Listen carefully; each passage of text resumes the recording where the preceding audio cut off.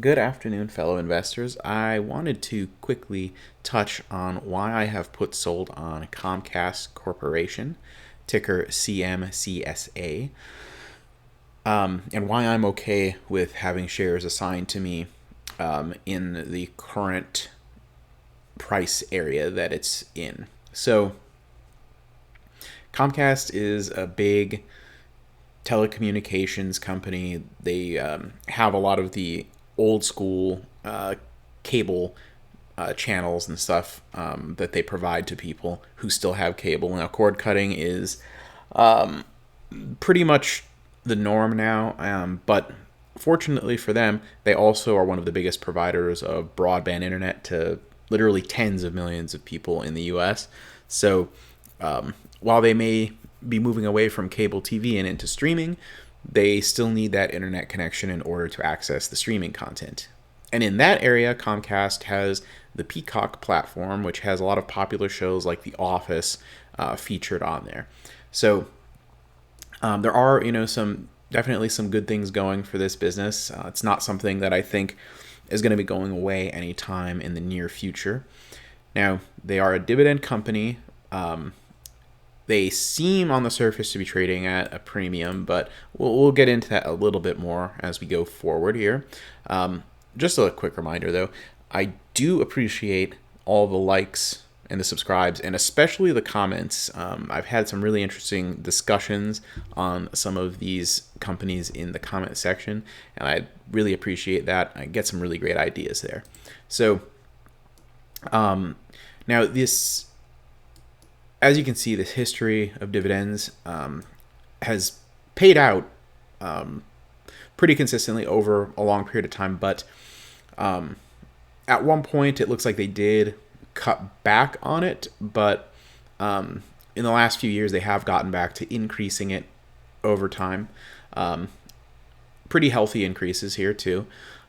Definitely high single to lowish double digits, it looks like, in terms of the percentage on the dividend increases here.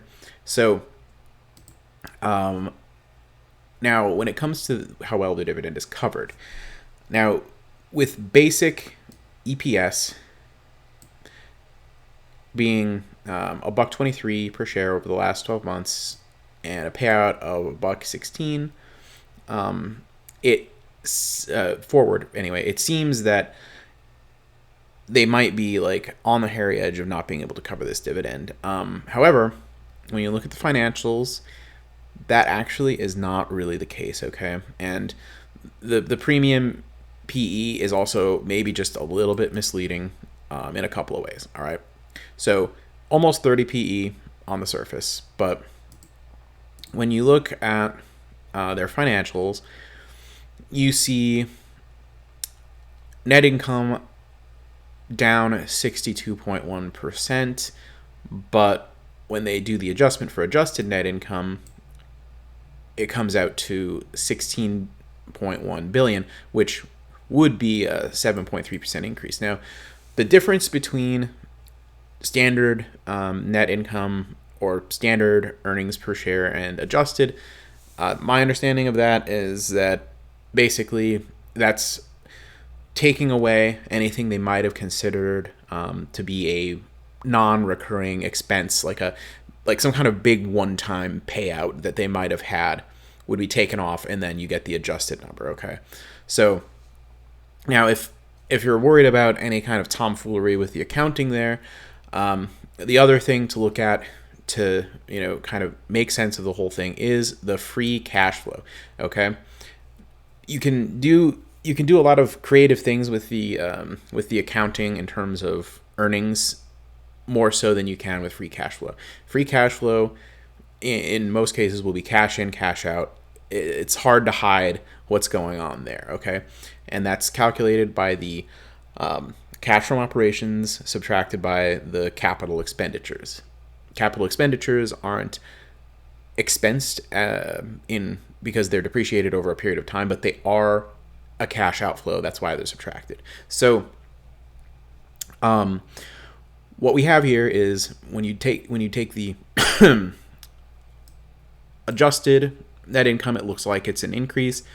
The cash flow, however, does look like a decrease. So you want to definitely look a little bit beneath the surface there. And I did look through to find what was going on, and immediately I'm my first culprit that I'm going to look for is the capital expenditures.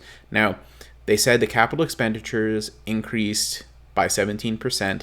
So right off the bat, I'm thinking, okay, if capital expenditures are up, cash from operations is a little bit down, that makes sense as to why the free cash flow would then also be down a bit from the previous year. However, even with the free cash flow being temporarily most likely down, if we trust the other numbers and where they're going, this stock is trading at roughly a 12.5 multiple of their free cash flow. Okay, so what that means is that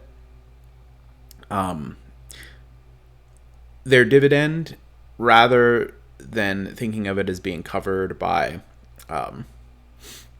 just the just the earnings, it's really paid by the cash that they have, right? So the free cash flow number looks a lot better than the basic earnings number, and the adjusted earnings, looks like 3 times better.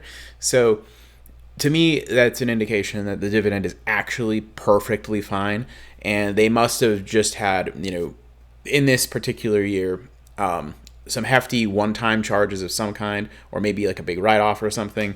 And 2, there was a bit of an increase in their capital expenditures. But overall, this looks like a company that is actually doing just fine, if not better, in terms of their finances for the long term.